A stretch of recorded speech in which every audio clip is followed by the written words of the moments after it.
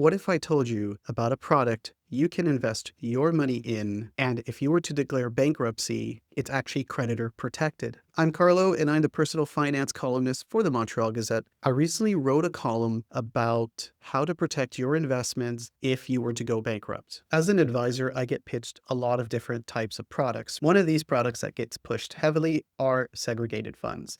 Segregated funds essentially are an investment packaged into an insurance product. This means that I can actually invest people's money while using my insurance license instead of maybe having a dual license for mutual funds. The compliance burden on insurance products is actually much lower than that on securities like mutual funds, stocks, bonds, and ETFs. The segregated fund does have additional protections. That is true. For example, there's a protection on the principal invested should you die during a downturn. Another common protection that gets touted is its creditor protection. Both the guarantees on the principal and the protection from creditors means that there's additional cost. This additional cost is reflected in the MER, the management expense ratio, which is typically paid through the product. You can pay anywhere between 1.1% to 5%, depending on the amount of protection and other provisions in the contract. But segregated funds typically come with an upfront commission for the advisor,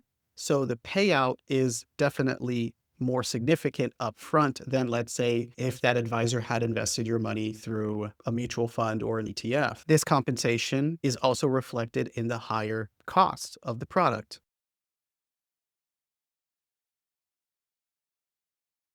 Is that creditor protection really worth it? And the answer is probably not. Now, this gets pushed a lot to business owners. And the fact is that if your business was not doing very well to begin with, you probably wouldn't have had much money to invest in the first place. You also could have had the same amount of creditor protection had you just invested your money in an RSP. And also, you would have had a tax deduction for it. There are probably many use cases for segregated funds, but creditor protection is overblown. If you have any questions about financial products, personal finance strategies, etc., feel free to write to me, and maybe your question will be featured in my next column at the Montreal Gazette.